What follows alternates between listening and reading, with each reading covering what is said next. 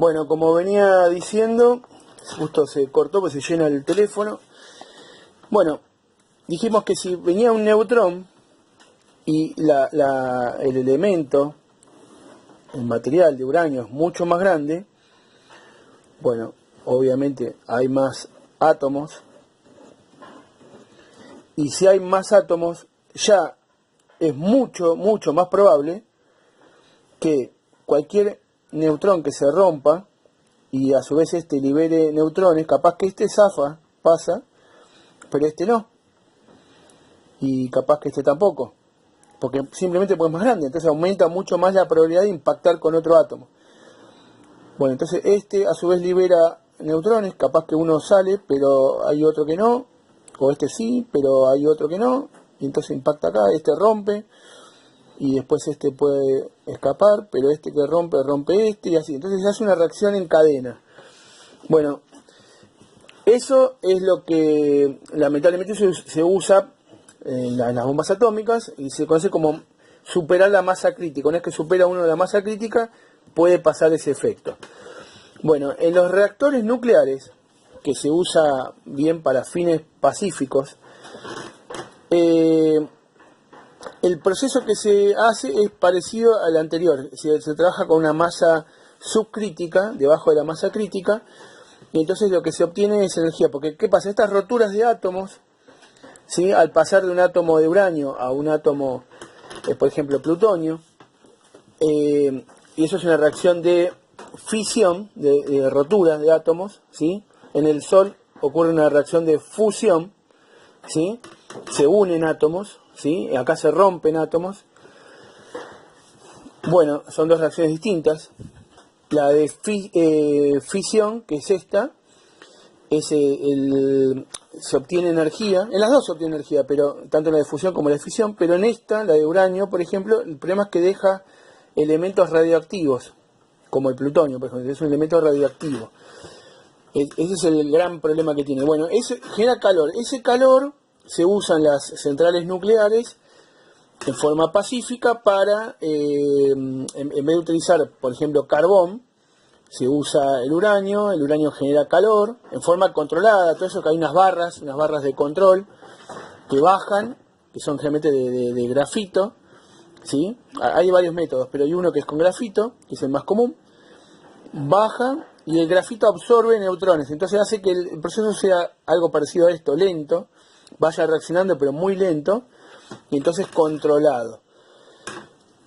Acá en la Argentina se usan los reactores con agua pesada, que actúa como moderador, o sea, cumple dos funciones el agua pesada, actúa como moderador, o sea, para absorber neutrones, ¿sí? Y que el proceso sea lento, y además de refrigeración, o sea, va refrigerando y evita que se descontrole todo el proceso, ¿no? Bueno, y ese calor que se va obteniendo en el agua pesada es transferida. El agua pesada está hecha con deuterio y tritio, ¿no? ¿Se acuerdan que yo les dije que son isótopos de hidrógeno? Bueno, es un agua, no es agua dura, agua con sarro, es otra cosa. Eso es agua pesada porque pesa más, de hecho. Pero hay un proceso en el cual la gente que se dedica a física nuclear, desconozco cuál es el proceso en el cual obtienen agua pesada. Bueno, el agua pesada, vuelvo a repetir, acá se usa en Argentina para los reactores nucleares. En otros países utilizan grafito, que es como vieron la mina de lápiz, bueno, eso es grafito, carbón, es un isótopo del carbón, y actúa como moderador absorbiendo la cantidad de neutrones que se van disparando, y entonces la reacción se hace lenta y se le va sacando calor a eso. Bueno, el combustible en algún momento se agota, puede durar años tal vez, pero se agota. El problema es qué hacer con esos residuos que deja las barras combustible cuando están agotadas, cuando ya no se le puede sacar energía. Ese es el gran dilema. Pero, tiene muchos problemas, obviamente, pero tiene sus ventajas. Dentro de lo malo, tiene lo bueno. A veces un kilo de carbón, de uranio, equivale a miles de toneladas de carbón. ¿Sí? ¿A qué voy con esto? Si esas miles de toneladas de carbón fuesen a la atmósfera, aumentaría mucho más el problema del efecto del cambio climático, el efecto invernadero, sería mucho, mucho más grave todavía. Entonces, bueno, a veces hay que poner la balanza, los residuos nucleares versus la cantidad de carbón de dióxido de carbono que se está ahorrando de tirar a la atmósfera, ¿no? Bueno, ya vamos a hablar de eso más adelante. Hay otros proyectos que están en vías de desarrollo a nivel mundial, ¿sí? Bueno, después yo los voy a comentar, no da para este video, después los voy a comentar, ¿está bien? Todo esto tiene mucho que ver con el átomo. Bueno, continuando con el átomo, si ustedes lean ese texto que les envié, ¿sí? Y además otra cosa, fíjense que en el texto van a ver que los materiales conductores son aquellos, obviamente, que facilitan el pasaje de la corriente eléctrica, ¿sí? Y los aisladores, no, obviamente es el proceso contrario, ¿sí? Después hay los materiales semiconductores, que no es que conducen por la mitad, no es eso, el nombre no es el más elegante, pero bueno, le pusieron así, semiconductores. En realidad son estructuras cristalinas, generalmente hechas de silicio, por eso hoy la electrónica progresó mucho gracias al silicio, y también se usa el germanio, aunque en mucho menor proporción. En una época se usaba germanio para casi todo, después se reemplazó todo por el silicio, que tiene mejores propiedades, digamos. Después ya lo vamos a hablar eso, el tema de los semiconductores, ¿está bien? Vamos a dejarlo para otro momento. Bueno, volviendo a los conductores y los aisladores, ¿sí?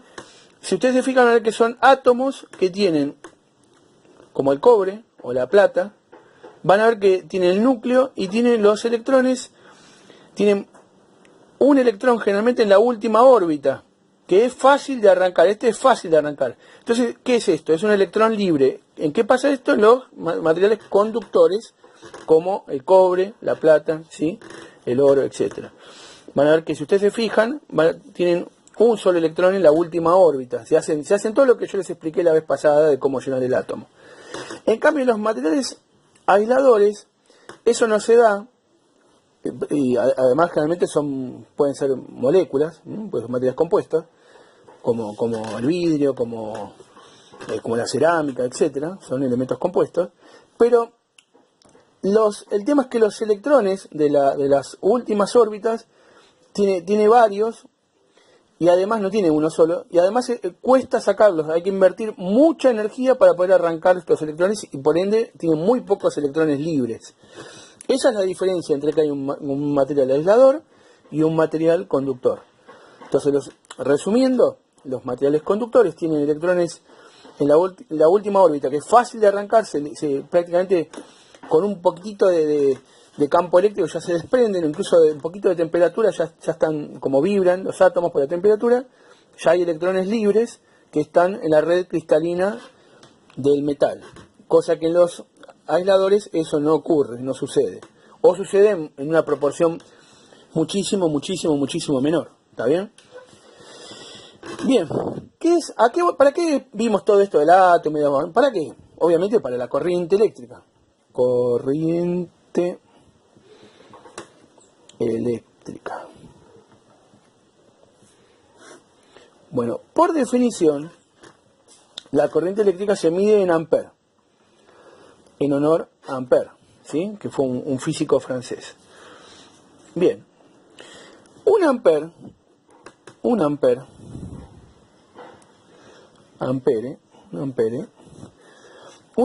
es igual a un coulomb. ¿Se acuerdan? Habíamos visto la ley de Coulomb. Bueno, un coulomb, ¿esto qué es? Ahora les voy a decir qué es. De electrones en un segundo.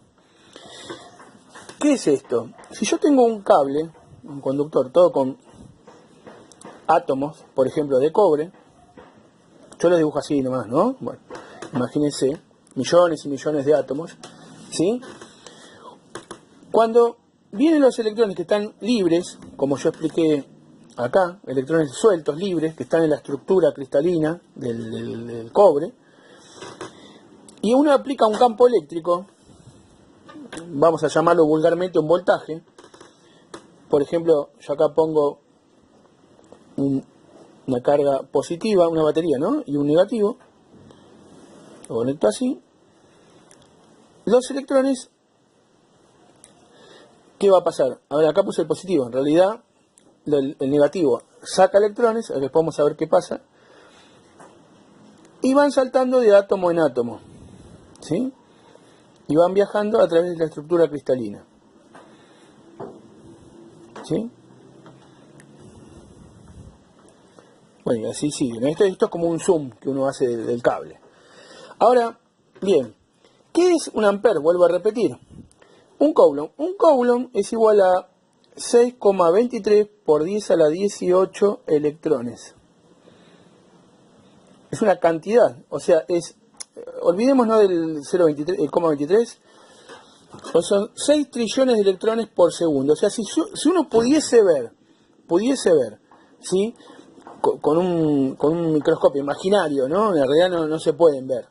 Se puede medir de otra manera, pero no se pueden ver.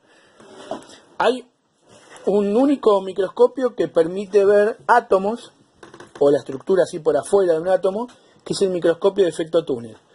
Sí, debe haber muy pocos en el mundo de esos, que fue un premio Nobel que ganó la empresa IBM en 1986 por la creación del microscopio de efecto túnel. Bueno, fuera de ese microscopio especial no hay forma de ver los átomos, y mucho menos los electrones. Bueno, pero vamos a usar la imaginación. Imaginemos que tenemos acá el cobre, el cable de cobre, y pudiésemos ver los electrones como si fuese una avenida. Yo me paro en una avenida, no ahora con la cuarentena, ¿no? Pero me paro en una avenida y con un cronómetro, tac, mido y veo cuántos electrones pasan por acá, ¿sí? Como que veo que cuántos pasan por acá. Si yo contabilizo 6 trillones de electrones en un segundo, olvidémonos del 0,23, ¿no? 6 trillones de electrones en un segundo, tengo una corriente de un ampere. Entonces dijimos, 6 trillones, estamos redondeando, ¿no? Trillones en un segundo, 1 ampere. Si yo tengo 12 trillones, en un segundo tengo 2 amperes. Si tengo 18 trillones, en realidad es un poquito más, recuerden el 0,23, ¿no? Tengo 3 amperes. Y si tengo 3 trillones, tengo 0,5 amperes, medio ampere. ¿Se ve? Bueno, esto es para fijar el concepto de corriente eléctrica. ¿Qué es la corriente eléctrica? Nosotros igual a lo largo del curso ya no vamos a hablar más de electrones que pasan por segundo. Ya saben que es un flujo de electrones que pasa por un conductor. Listo, eso es la corriente eléctrica para nosotros. ¿Y cómo la medimos? ¿En qué unidad? En amperes. ¿Qué usamos para medirlo? Bueno, un tester, un amperímetro, una pinza amperométrica, etc. Bueno, vamos a usar instrumentos para medirlo. ¿Está bien? No vamos a hablar más de trillones, de electrones. Esto es para el concepto, para fijar el concepto, que es la corriente eléctrica.